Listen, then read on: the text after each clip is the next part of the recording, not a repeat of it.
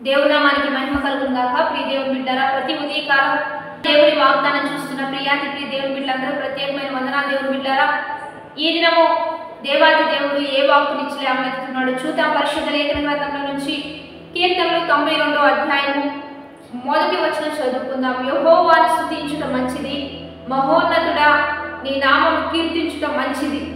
ఇక్కడ మంచి మాట భక్తుడు రాస్తూ ఉన్నాడు. యెహోవాను స్తుతించుట మంచిది. ఈరోజు ఆదివారం పరిశుద్ధ దినము. ఎంతమంది దేవుని బిడ్డలారా దేవుని సన్నిధిలోకి వెళ్ళి దేవుని స్తుతించడానికి, మంచి పని చేయడానికి, మంచి కార్యం చేయడానికి ఎంతమంది సిద్ధపడుతూ ఉన్నారు? ఆయన స్తుతింపదగిన వాడు, స్తోత్రాలు అర్హుడు, ఆయన పూజనీయుడు. మనం ఆరాధించడానికి ఆయన అర్హుడు కనుక తప్పనిసరిగా ఆయన ఆరాధించడానికి సిద్ధపడదాం. ఈ మంచి కార్యం చేయడానికి మనము మన కుటుంబం యావత్ మంది కూడా ఈరోజు దేవుని సన్నిధిలోకి వెళ్ళి సమకూర్చబడుతూ దేవుని నామాన్ని గొప్ప చేస్తూ ఉండగా నీ పట్ల, నీ కుటుంబం పట్ల ఉన్న శత్రు ప్రాకారాలన్నీ కుప్పకూలిపోతూ ఉంటాయి. ఏ దుష్టుడు ఏది అడ్డుగా ఉన్నాడో, ఆటంకంగా ఉన్నాడో, వ్యతిరేకతలు తెస్తున్నాడు, ఇబ్బందులు తెస్తున్నాడు, అన్ని వాటంతకు అవే కుప్పకూలిపోతాయి. ఎలా చెప్పగలము అంటే బైబిల్ లేఖన గ్రంథంలో యెహోషువ గారు మనందరికీ తెలుసు.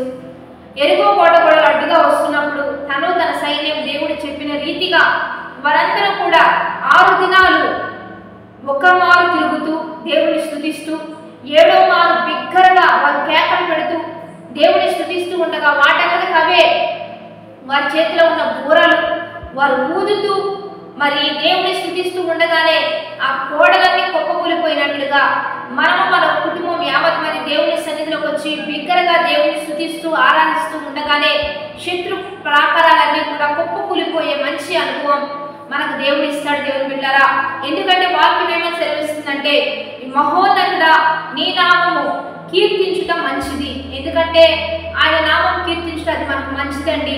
అది మనకు క్షేమకరం, అది మనకు దీవెనకరం.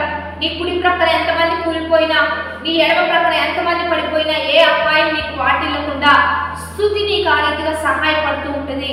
ఎవరైతే యెహోవాను స్తుతిస్తూ ఉంటారో, యెహోవాని కీర్తిస్తూ ఉంటారో, యెహోవా నామాన్ని గొప్ప చేయడానికి మందిరంలో చేర్చబడుతూ ఉంటారో ఏ అపాయం వారికి వాటిల్లదండి.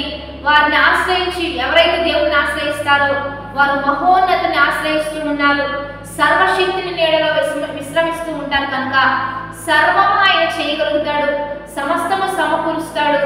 ఏ అపాయము నీకు వాటిల్లదు, ఏ తెగులు నీ గుడారాన్ని సమీపించదు, ఏ వేటగాని మురి నుంచి దేవుడి నేను తప్పిస్తాడు.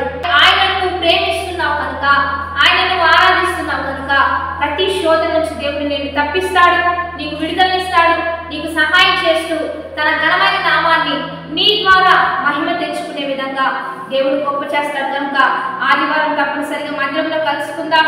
మంచి కార్యమైన దేవుని స్తుతించడానికి, టైం టు టైం దేవుని సన్నిధిలో ఉండడానికి సిద్ధపడదాం.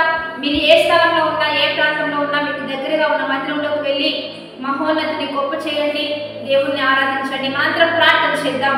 పరిశుద్ధుడా, మహోన్నతుడా, గొప్ప దేవ, ఈ దినము మీరు మాకు ఇచ్చిన బలమైన వాక్ వచనాలు బట్టి నీకు మహిమ. ఈ వాగ్దానం ఎంతమంది రిసీవ్ చేసుకుంటున్నారో ఈ వాక్ వచనాలన్నీ బిడ్డల పట్ల రూఢిపరిచయ్యా. ఎంతమంది నేను స్తుతించడానికి సిద్ధపడుతున్నారో అది వారికి మంచిగా మార్చయ్యా, మేలుగా మార్చండి. ప్రతి దీవెన వారు పొందుకున్నట్లుగా, ప్రతి శాపం వెంటబడినట్లుగా మీరు గొప్ప కార్యాలు జరిగించమని ప్రభువైన యేసుక్రీస్తు నామం పేరట అడిగి వేడుకొని ప్రార్థిస్తున్నాము గొప్ప తండ్రి, ఆమేన్. కాబట్టి మంచిగా లైక్, షేర్, కామెంట్ చేయడానికి సిద్ధపడదాం. ఆదివారం తప్పనిసరిగా మందిరంలోకి వెళ్తూ దేవుని స్తుతిద్దాం. మాతో కలిసి ఆరాధించాలని ఆశపడుతూ ఉన్నట్లయితే తప్పనిసరిగా ఉదయం 11 గంటల నుంచి 2 గంటల వరకు ఈ ఆరాధన జరుగుతూ ఉంటుంది. జేపీఎం మినిస్ట్రీస్ యొక్క చర్చి ప్రాంగణంలో ఈ ఆరాధన జరుగుతూ ఉంటాయి. మనందరం కలుద్దాం, దేవుని నామాన్ని మహింపరుద్దాం, సంతోషంగా దేవుని స్తుతిద్దాం. Have a blessed day, have a grateful day. Amen.